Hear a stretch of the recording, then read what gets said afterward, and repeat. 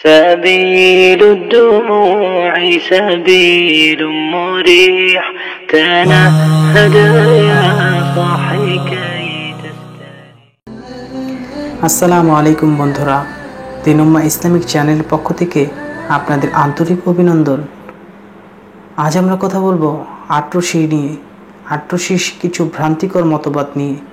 তো চলুন আজ আমরা প্রথমে শুনব কবে শুরু হলো এই আট্রসি।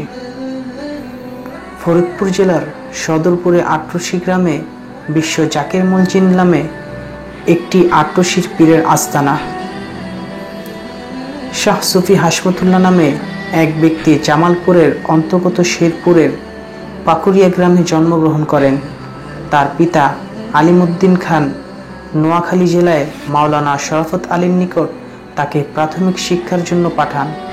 যখন তার বয়স 10 বছর, তখন তিনি তাকে আসামের পীর শাহ সুফি ইউনুস আলী এনায়েতপুরীর দরবারে রেখে আসেন। এভাবে তার নিকট থেকে শিক্ষা অর্জন করেন।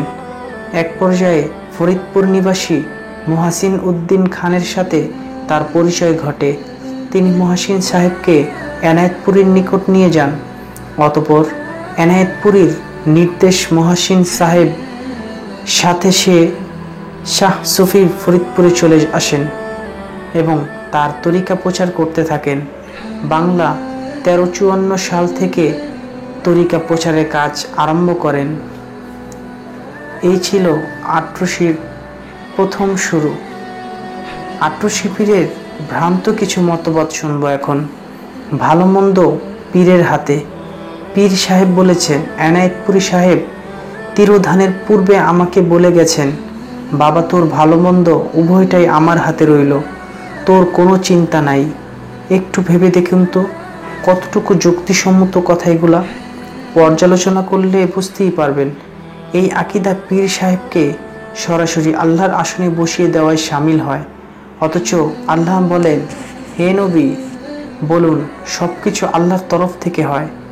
সূরা নিসা ৭৮ নম্বর আয়াত।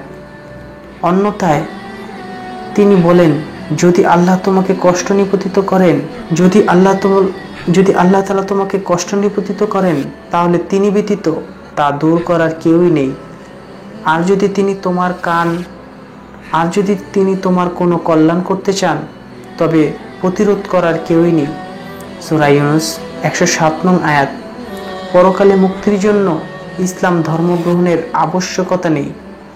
যেমন পীর সাহেব বলেছেন, হিন্দু, মুসলমান, বৌদ্ধ ও খ্রিস্টান নিজ নিজ ধর্মের আলোকে সৃষ্টিকর্তার নৈকট্য অর্জনের চেষ্টা করতে পারে এবং তাহলেই কেবল বিশ্বে শান্তি আসতে পারে। মানবজাতির জন্য আল্লাহর মনোনীত একমাত্র দিন হলো ইসলাম। আল্লাহ তাআলা বলেন, কেউ ইসলাম ব্যতীত অন্য কোনো ধর্ম তালাশ করলে তা কখনোই কবুল করা হবে না। এমন ব্যক্তি পরকালে ক্ষতিগ্রস্তদের অন্তর্ভুক্ত হবে। রাসূল সাল্লাল্লাহু আলাইহি ওয়াসাল্লাম বলেন, যার হাতে মুহাম্মদ সাল্লাল্লাহু আলাইহি ওয়াসাল্লামের জীবন রয়েছে, তার শপথ করে বলছি, এই উম্মতের মধ্যে কেউ যদি আমার আনিত দিন গ্রহণ না করে মৃত্যুবরণ করে, সে ইহুদি হোক বা খ্রিস্টান হোক, অবশ্যই সে জাহান্নামে যাবে। মূলত সকল পীর পূজারীরাই এই বিশ্বাস করে যে পীর পরকালে তাদের মুক্তির ওসিলা হবে। অথচ স্বয়ং রাসূল সাল্লাল্লাহু আলাইহি ওয়াসাল্লাম নিজ কন্যা ফাতেমা রাদিয়াল্লাহু তাআলা আনহাকে লক্ষ্য করে বলেছেন, তুমি নিজেকে জাহান্নামের আগুন থেকে বাঁচাও, আমি আল্লাহর আযাব থেকে তোমাকে রক্ষার জন্য কিছুই করতে পারবো না।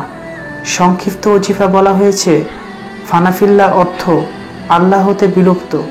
ফানাহ একটি বিশেষ অত্যাধিক অবস্থা, যে অবস্থায় সুফি সাধক অত্যাধিক উন্নতির এক চরম পর্যায়ে আরোহণ করিয়া পরম করুণাময় আল্লাহ তাআলার অস্তিত্বের সহিত নিজের সর্ববিলীন করিয়া দেন।